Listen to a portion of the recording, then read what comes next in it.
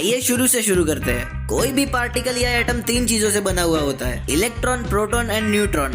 देखिए न्यूट्रॉन पर तो कोई चार्ज होता नहीं है, मतलब दो चार्ज बचे, इलेक्ट्रॉन और प्रोटॉन। नॉर्मली एक एटम में प्रोटॉन और इलेक्ट्रॉन दोनों के नंबर सेम होते हैं, इसलिए उस पर कोई चार्ज नहीं होता, वो न्यूट्रल होता है। लेकिन जब एक एटम में प्रोटॉन की संख्या इलेक्ट्रॉन से ज्यादा होती है, तब वो एटम पर पॉजिटिव चार्ज आ जाता है। एंड वाइस वर्सा, जब इलेक्ट्रॉन्स प्रोटॉन से ज्यादा हो जाते हैं, तब नेगेटिव चार्ज हो जाता है। ये जो इलेक्ट्रिकल चार्जेस का मास होता है या फिर उसकी जो क्वांटिटी होती है, उसे इलेक्ट्रिकल लोड कहा जाता है, यानी कि विद्युत भार कहा जाता है। और उसी विद्युत भार के फ्लो को इलेक्ट्रिक करंट यानी कि विद्युत प्रवाह कहा जाता है। लेकिन इलेक्ट्रिकल लोड यूं ही तो मूव करेगा नहीं, उसे गतिमान होने के लिए यानी कि मूव करने के लिए किसी चीज की जरूरत पड़ती है, और उसे कैरियर्स कहा जाता है, जिसमें कंडक्टर्स और सेमीकंडक्टर्स का समावेश होता है। मेनली इसमें मेटल्स इंक्लूड होते हैं। एक पर्टिकुलर टाइम में किसी कैरियर के क्रॉस सेक्शन में से जितना इलेक्ट्रिकल लोड पास होता है, उसे इलेक्ट्रिक करंट कहा जाता है, जिसका इक्वेशन होता है इलेक्ट्रिक करंट I = Q/T, जहाँ पर Q यानी कि इलेक्ट्रिकल लोड और T यानी कि टाइम।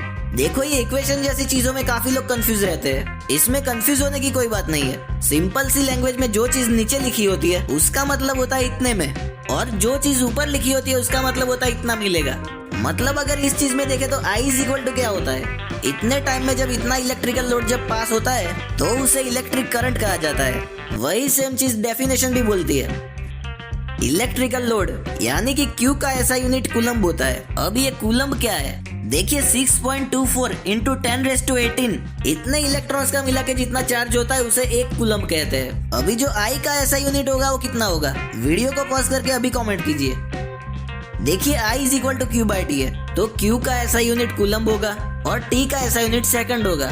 तो I का ऐसा यूनिट क्या होगा, कूलम्ब पर सेकंड। और कूलम्ब पर सेकंड को एम्पियर भी कहा जाता है, और एम्पियर को एमीटर नाम के डिवाइस से मेजर करते हैं। अब ये जो इलेक्ट्रिक करंट बहता है वो खुद ब खुद ऐसे तो बहता नहीं होगा, उस पर कुछ ना कुछ फोर्स तो लग ही रहा होगा। यहाँ पर कंसेप्ट आता है इलेक्ट्रिक पोटेंशियल का, यानी कि विद्युत स्थितिमान का। ये होता क्या है, इसको हम थोड़ा एग्जाम्पल के साथ समझते हैं। देखिए हम किसी गर्म चीज को किसी ठंडी चीज के साथ अटैच करते हैं, तब उसका टेम्परेचर गर्म चीज से ठंडी चीज की तरफ ट्रांसफर होता है अकॉर्डिंग टू थर्मोडायनेमिक्स, और वो तब तक ट्रांसफर होता है जब तक उन दोनों का टेम्परेचर सेम ना हो जाए। सेम ऐसी चीज इलेक्ट्रिसिटी में भी होती है। अगर हम बैटरी का एग्जांपल लेते हैं तो उसमें दो इलेक्ट्रिक पोटेंशियल होते हैं, पॉजिटिव और नेगेटिव। जब तक दोनों का पोटेंशियल डिफरेंस सेम ना हो जाए, इलेक्ट्रिक करंट पॉजिटिव से नेगेटिव की ओर बहता ही रहेगा। यहाँ पर याद रखना कि इलेक्ट्रॉन्स नेगेटिव से पॉजिटिव की तरफ बहते हैं। पर्टिकुलर इलेक्ट्रिकल लोड में जितना वर्क होगा वही उस चीज का पोटेंशियल डिफरेंस होगा। पोटेंशियल डिफरेंस को V कहा जाता है। V = W/Q, जहाँ पर W वर्क और Q इलेक्ट्रिकल लोड है ही। पोटेंशियल डिफरेंस V का ऐसा यूनिट है वोल्ट, और वोल्ट को जूल पर कूलम्ब भी कहा जाता है, क्योंकि वर्क का ऐसा यूनिट जूल है और इलेक्ट्रिकल लोड का ऐसा यूनिट कूलम्ब है। पोटेंशियल डिफरेंस को वोल्ट मीटर नाम के डिवाइस से मेजर किया जाता है। अगर हम टीवी के रिमोट की बात करें तो उसमें भी हम सेल डालते हैं, और इलेक्ट्रिक करंट हमेशा बहता है, और उसके करंट के बीच में हम अपना डिवाइस यूज करते हैं। इसलिए अगर हम लंबे टाइम तक सेल वाला रिमोट यूज ना करें तो रिमोट बिगड़ जाएगा। इसके बारे में डिटेल में आगे बात करते हैं। अब सोच कर देखिए कि इलेक्ट्रिक करंट सबसे ज्यादा कब बहेगा, जब उस बैटरी में पोटेंशियल डिफरेंस बहुत ज्यादा होगा, तो उसको हम V = I लिख सकते हैं। लेकिन अगर हम यहाँ इक्वेशन बनाना चाहते हैं तो हमें कांस्टेंट रखना होगा। यहाँ पर हम कांस्टेंट R रखते हैं, और इक्वेशन आता है V = IR। कांस्टेंट R उस सर्किट का रेजिस्टेंस है, और इसी को ओम्स लॉ कहते हैं। आपके वायर की लेंथ जितनी ज्यादा होगी, रेजिस्टेंस उतना ज्यादा होगा, तो R = L लिख सकते हैं। लेकिन अगर वायर का एरिया ज्यादा होगा तो रेजिस्टेंस कम हो जाएगा, इसलिए हम R = 1/A लिख सकते हैं। अगर दोनों इक्वेशन को मिक्स करें तो R = L/A होता है। लेकिन यहाँ भी अगर हमको इक्वेशन बनाना है तो एक कांस्टेंट रखना होगा।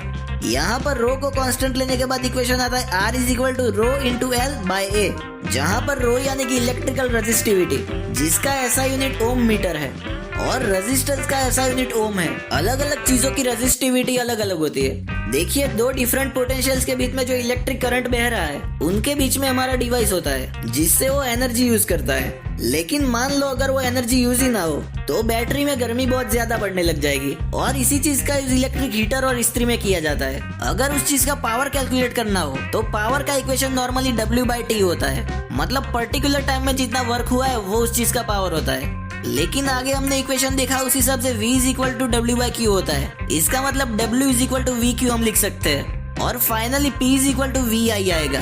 पर्टिकुलर टाइम में सर्किट को जो ऊर्जा मिल रही है यानी कि जो एनर्जी मिल रही है उसे अगर H कहे तो H is equal to P into T होगा।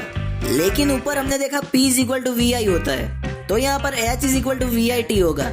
लेकिन again V is equal to IR होता है तो फाइनल इक्वेशन आएगा H is equal to I square RT और इसी को जूल्स लॉ कहते हैं। अगर वीडियो देख के कुछ नया सीखने को मिला तो वीडियो को लाइक जरूर कर देना और चैनल को सब्सक्राइब करके बेल नोटिफिकेशन को ऑल पर सेट करना मत भूलना। मिलते हैं अगले वीडियो में।